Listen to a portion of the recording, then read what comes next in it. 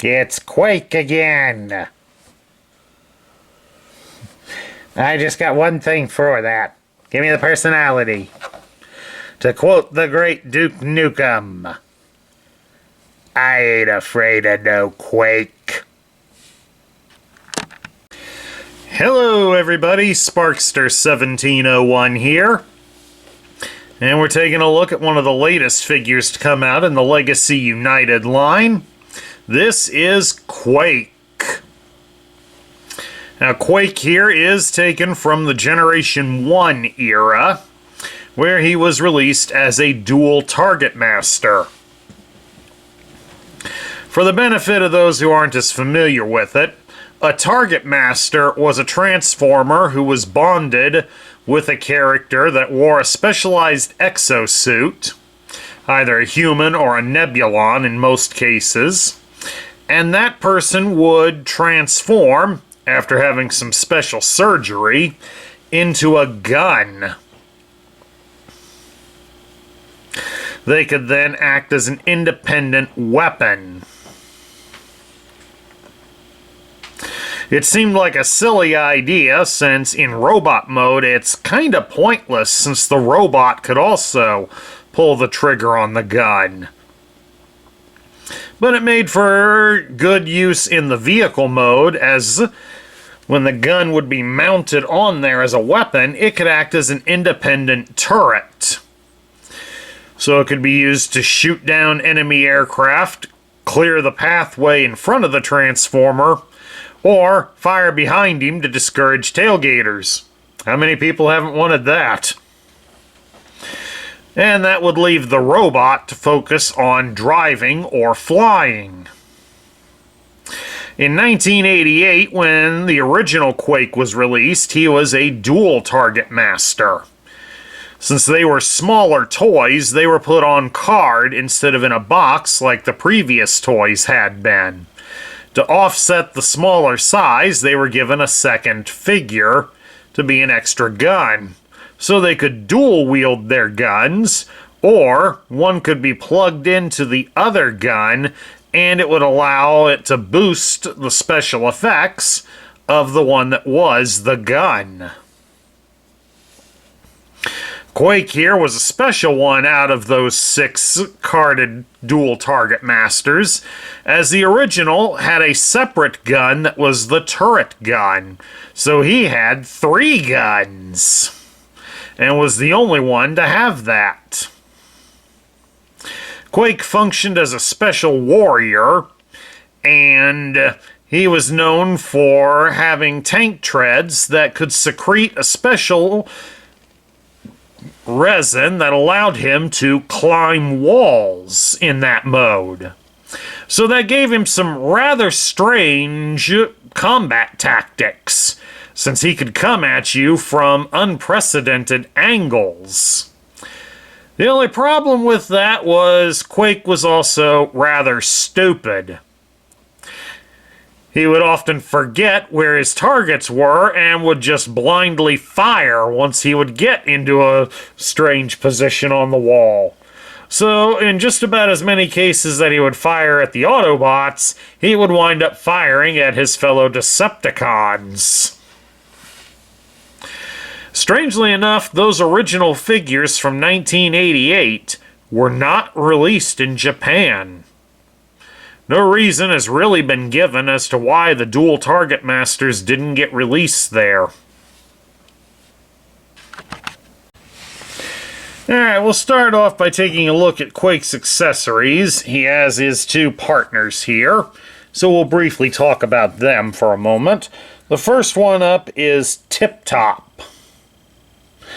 The bios have long stated that Tip Top was a former circus strongman, but he would later become a spokesperson due to the fact that his incredible physical physique led him to endorse a diet and exercise plan that many of you have probably heard similar things on late night television. A promise that if you followed this diet and did these exercises, you would look just like him. Well, in reality, his diet and exercise plan was found to be ineffective and apparently dangerous. So he went from being a millionaire to broke almost overnight. And this led him to join the Decepticons in the hopes that he can regain his former glory.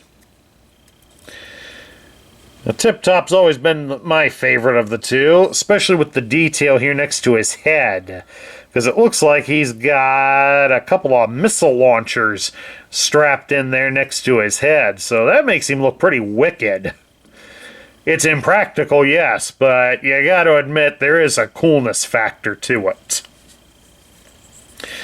Now, unfortunately, these little Targetmaster guys, they didn't have any articulation, which is a carryover from the Generation 1, because he didn't either. But you reach around behind him and you can unfold out the gun barrel. And this is how he looks as a gun.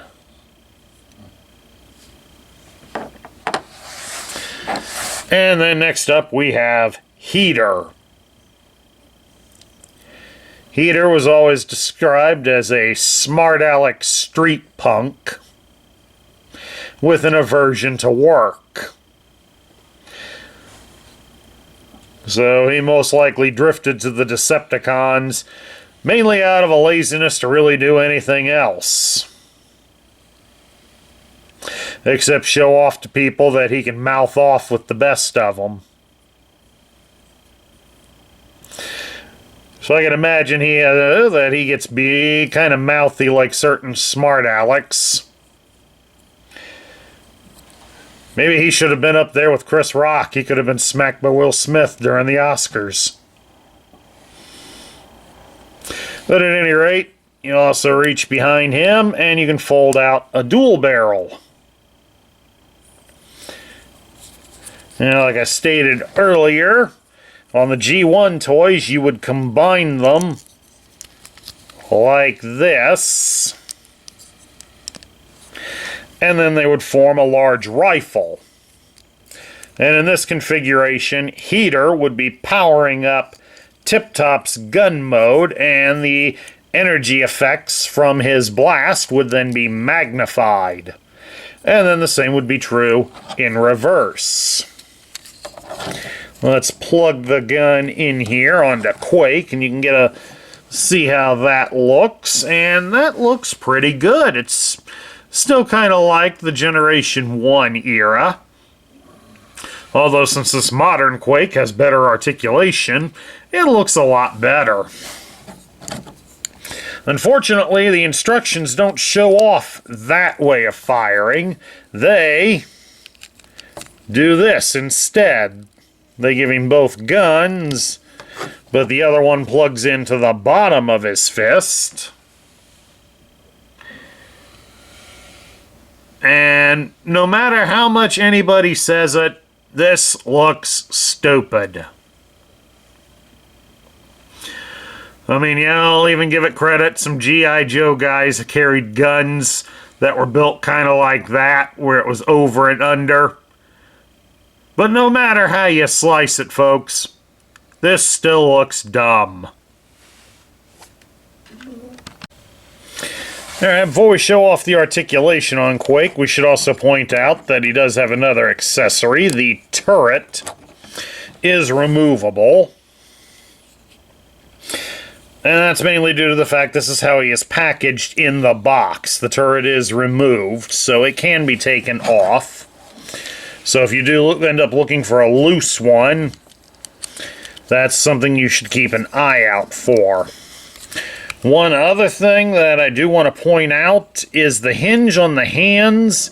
This hinge is not very sturdy. It does pop out very easily because I just ended up popping one of them off on him when I took the guns out off camera. So do bear that in mind if you're looking for a loose one, or even if you have one that's brand new, because this guy was bought brand new and he's only been transformed once or twice. And, well, Just be careful. He's probably not one you want to give to very young children, if the hands can pop off that easy. At any rate, let's take a look at Quake's articulation. His head can be turned from side to side. It is on a small ball joint, but it really doesn't move up and down. His arms can be stretched out to the side about so far, and he does rotate at the shoulder all the way. You can bend his arm at the elbow about 90 degrees, and he does have a swivel at the bicep, so he has G.I. Joe battle grip. You can twist Quake at his hips, so we got some dance moves going. You can spread his legs apart into a full splits. He does have an excellent thigh cut. You can raise his leg at the hip 90 degrees. You can bend him at the knee 90 degrees. So all in all, you do get great posability. Alright, to transform Quake, we'll start by turning him around and we will fold his hands inside the forearms. As you notice, the turret does need to be attached to him on this. We'll come around here to the front and we're going to open up the chest cavity. And then you can rotate his back up like so. And of course, once we get him up, we're going to move the gun so it's pointing the proper way. That, so it doesn't get in the way as we close the chest up to conceal his head. Then once we've got him fully straightened out, we'll come around here to his back. And this section here where his arms are attached, you want to slide that all the way to the opposite side. You just heard it click there. That tells you it's in place. Ahem. And then we're going to come up here and we will rotate the arms at the elbows so these posts are facing each other. Then you bring them in at the shoulder and connect them together.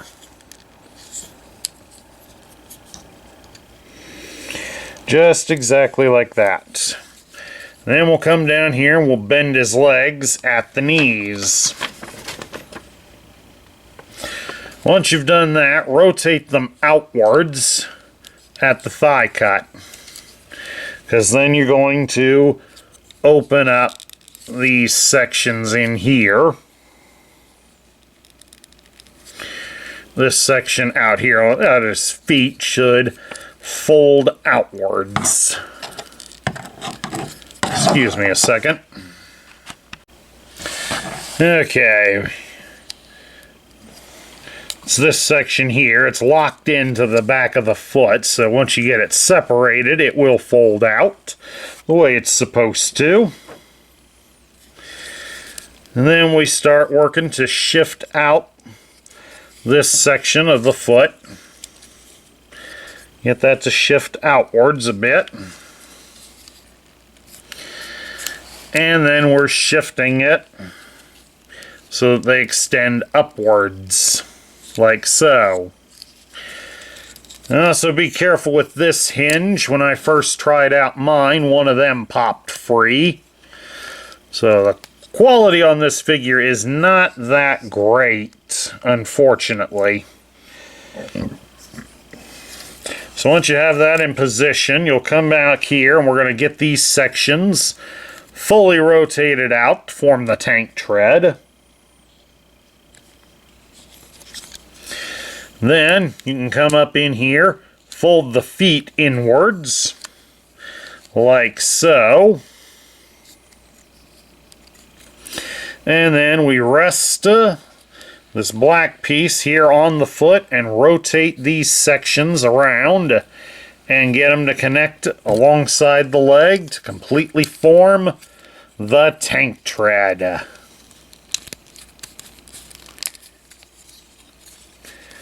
You'll see them line up just like that. Then, of course, once you've got them into position, We'll get them fully rotated upwards, and then you bring them together.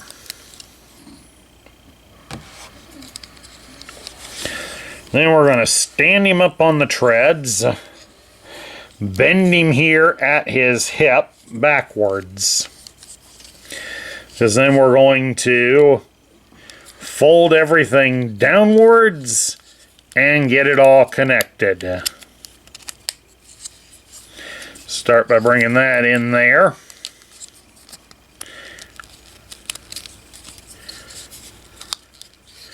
And then fold him down at the torso. And he should come down and connect.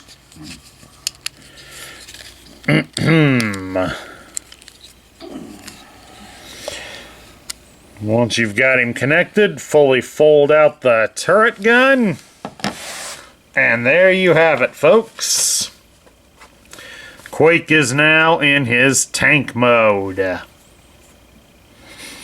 unlike his original G1 version, since the turret is a separate piece, it can be rotated a bit. And since the gun is mounted permanently on this, it can be raised upwards. So it is a slight improvement.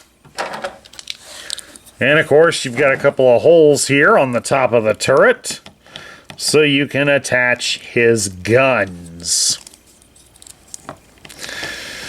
Because there's no such thing as a tank without too much firepower, right, folks? And there you have it, folks. Quake is ready to rumble. So now we get to my thoughts. I'm glad that they brought Quake back into the mainline series again. But of course, over the past number of years, we've had his wave mates, Spinister and Needlenose, so it was time for Quake to return. And while I'm excited to have him back, I am a little disappointed in some of the execution. The transformation here, while a bit simple, it does make the tank look a little blocky. So the end result isn't entirely satisfying. Plus, I don't like the fact that the hands, being on the hinge that they are, they pop off a little too easily. That's asking to get lost. And I also don't care for the new thing they've done with the guns, but since you can set it up either the old ways, either as the combined rifle or going dual mode, that's okay, I guess. All in all, it's up to you how you want to display him. But I think that most of us from the older days are going to go with dual-handed or the super rifle. And that's my review of the Legacy United version of Quake. I hope you all enjoyed it. Please do remember that if you love the content we feature on this channel, I would appreciate a like, share, comment, and subscribe.